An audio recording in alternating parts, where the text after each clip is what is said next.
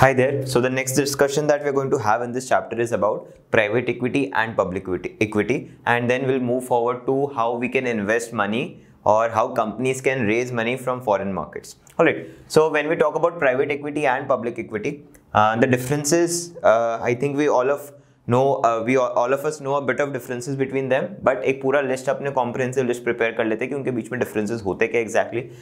Private equity, since private equity कुछ ही family members के पास होते हैं, 4-5 फैमिली मेंबर्स ओन करते हैं जनरली, या फिर कुछ ही कम इन्वेस्टर्स के पास होते हैं, वो लेस लिक्विड रहते हैं बिकॉज उनमें जो ट्रेडिंग होता है वो रेगुलरली नहीं होता है और मार्केट में भी नहीं आता है, तो उनमें ट्रेडिंग नहीं हो रहा है तो लिक्विडिटी नहीं आता है. पब्लिक इक्विटी मार्केट में ट्रेड होता है, इन्फोसिस का शेयर मार्केट में ट्रेड हो रहा है, रिलायंस का शेयर मार्केट में ट्रेड हो रहा है, so automatically the liquidity comes in. Alright, when we talk about private equity, the share price, so say for example ये सारी जो कंपनीज थी हमारी, ओयो थी, जोमेटो थी, स्विगी थी, ऑल दीज कंपनीज व प्राइवेट कंपनीज, इनमें कोई भी नया पैसा आ रहा था, ऑलराइट, कोई भी नया पैसा आ रहा था, कोई भी इन्वेस्टर से फॉर एग्जांपल सॉफ्ट बैंक का पैसा आ रहा है ओयो में, इन that case the price at which the common equity will be valued, you know, would be a price that will get negotiated between the investor and the company. Alright, public equity में तो कैसे होता है कि market में price trade कर रहा है तो हम एक अंदाजा लगा सकते हैं कि इस कंपनी का ये प्राइस होना चाहिए जो भी मार्केट में ट्रेड कर रहा है उसके हिसाब से. Alright, but in this case what happens is the investor and the firm, they both negotiate the price and they arrive at a fair price at which the transaction might just take place, and for public equity we know that the price is determined by the market. Private equity अगर एक company रहती है तो उसका financial disclosure इतना आपको आराम से नहीं मिल जाता है. अगर मैं आपको पूछूं जोमेटो का लास्ट क्वार्टर का प्रॉफिट क्या था, यू कैन नॉट से. At the very same time मैं आपको पूछूं ओयो का लास्ट क्वार्टर का प्रॉफिट क्या था, तो you can not say, because these are privately held companies and they are not obligated to share their results or to share the financial information with the public. But that is not the case with public equity. Public equity के जैसे ऐसे quarters finish होते हैं, कोई भी impactful financial information आता है, कोई भी और इन्फॉर्मेशन आता है जो कि शेयर ओनर्स को इम्पैक्ट कर सकता है, वो डिस्क्लोज करना नेसेसरी है. So there is less financial disclosure but here there is more financial disclosure.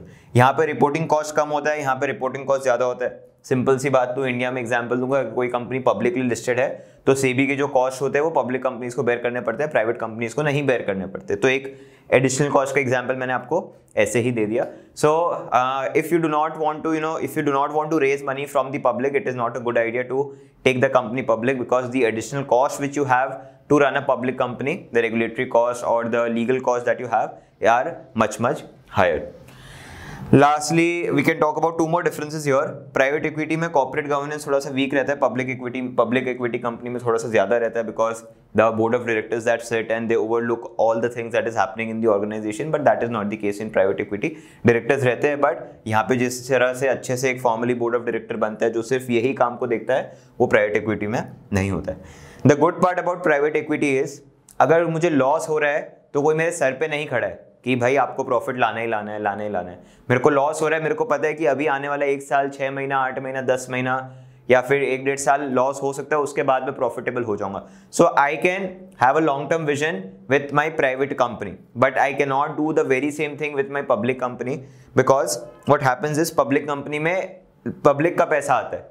जब पब्लिक का पैसा आ चुका है तो you are answerable to the public, to the investors, और let the investors here are public which are tend to panic easily compared to a VC or a private equity investor. So यहाँ पे since we need to answer, in the case of public equity, since we need to answer the audience, the public, we are under the obligation कि हम लोग को short term goals meet कराते रहना है. अगर ये क्वार्टर अच्छा नहीं है, अगला क्वार्टर अच्छा नहीं है, उसके बाद वाला क्वार्टर नहीं अच्छा है, तो चौथा क्वार्टर शायद हमको अच्छा लाना ही पड़े, तो हम लोग को शॉर्ट टर्म गोल्स पे थोड़ा सा टारगेट ज्यादा करना पड़ जाता है, because there is public standing right on our heads, because they are the investors. Alright, but that is not the case with private equity. Private equity में आपका खुद का पैसा डला हुआ है या तो ऐसे इन्वेस्टर्स का पैसा डला हुआ है who understand that yes, for any new company the initial years they might take up losses, but the profits might just start coming in after a point in time. So that is a good part about private equity, that the promoters of the company or the owners of the company might have a long-term focus, might have a long-term vision, but if you want to have a long-term vision, you cannot go with public equity, because there are people who are sitting right on your heads to make sure that the company is profitable because you are answerable to them. Now private equity में invest कौन करता है? ये OYO, Zomato, इन सब में invest कौन करता है? These are private companies and also they are a part of the startup world. But who invest in them? There are some VCs who invest in it. Those are the venture capitals. Venture Capitals अलग अलग stages में company के invest करते हैं. कोई कोई venture capital एकदम pre seed stage पे करता है, जहाँ पे कंपनी जस्ट स्टार्ट हो रही होती है, जस्ट आइडिया आया ही होता है. So that is where the investment comes in. कोई कोई वीसीज जो है वो स्टार्टअप फेज में इन्वेस्ट करते हैं, जहाँ पे थोड़ा सा ऑपरेशन स्टार्ट हो चुका है. कोई वीसीज अर्ली स्टेज पे करते हैं, जहाँ पे ऑपरेशन स्टार्ट हो गया और थोड़े से नंबर्स रिफ्लेक्ट होना स्टार्ट हो गए है. और कोई वीसीज मेज़ानाइन में हेल्प करता है. This is a very latest stage, जहाँ पे कंपनी का आईपीओ बस 2-3 साल के बाद आने ही वाला होता है, या फिर ये पैसा शायद आईपीओ रेस करने में भी काम आ सकता है. सो जो लेटर पार्ट होता है, जब पैसा डाल रहा है कोई वीसी, तो मेज़ानाइन फेस होता है, जहाँ पे ऑलमोस्ट आईपीओ आने ही वाला होता है या फिर आ ही गया होता है.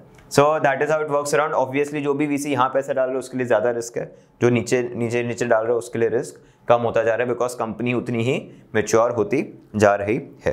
Apart from this, what are the investments in private equity that we can talk about is about LBO and MBO. So LBO is leverage buyout and MBO is management buyout. So make sure that you write in the notes.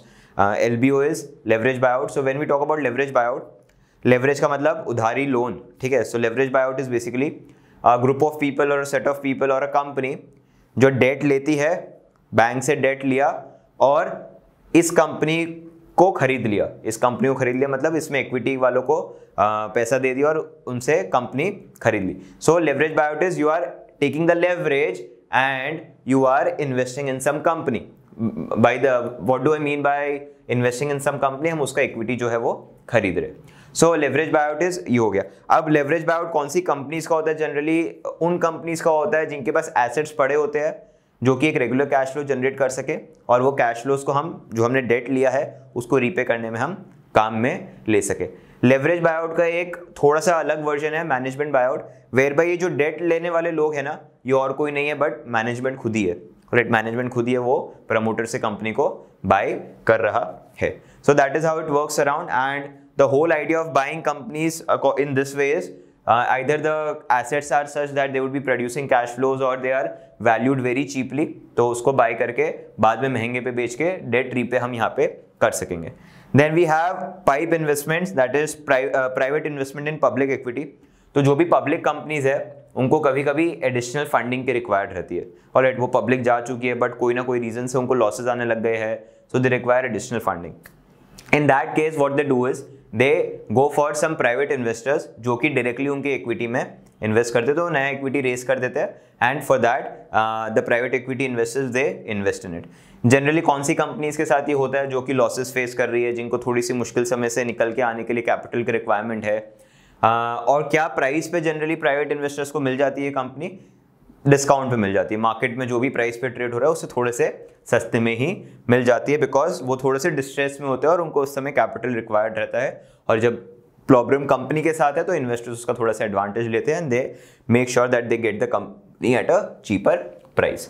So that is how private equity and public equity are differentiated. Alright, one more thing that I would like to add on.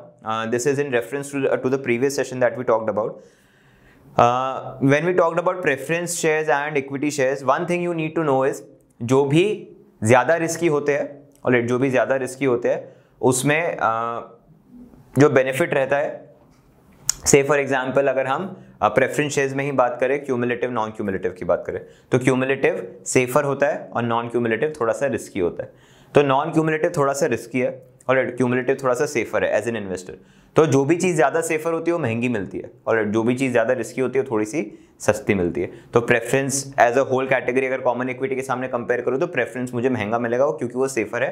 Common equity में ज़्यादा तो मुझे सस्ता मिलेगा. Likewise participating और non participating की बात करूँ तो पार्टिसिपेटिंग में मेरा बेनिफिट ज़्यादा है और नॉन पार्टिसिपेटिंग में मेरा बेनिफिट कम है. अगर मेरा बेनिफिट ज़्यादा है तो उसके लिए मुझे पैसा भी ज़्यादा देना पड़ेगा और इसमें मुझे पैसा थोड़ा सा कम देना पड़ेगा. So the whole idea that I want to put in here is, जैसे ही कोई एसेट क्लास या जैसे ही कोई सिक्योरिटी सेफर होती है तो उसके लिए आपको पैसा ज़्यादा देना पड़ता है. अगर चीज़ें आपके फेवर में है एज एन इन्वेस्टर, अगर आपको इसमें क्लैरिटी चाहिए तो always look from your point of view that you are an investor and see how things are.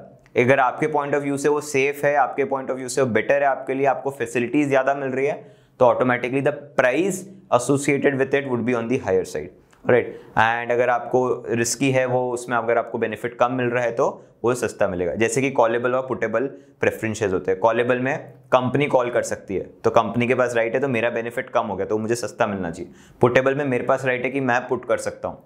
So in that case, I have the benefit, and since the benefits are associated with me as an investor, the price of putable preference shares would be on the higher side compared to callable preference shares, जहाँ पे right जो है वो company के पास work around करता है। Alright, so in the next session what we are going to discuss is, we are going to discuss about how investments are made in foreign countries or how capital is raised from foreign countries. Thank you.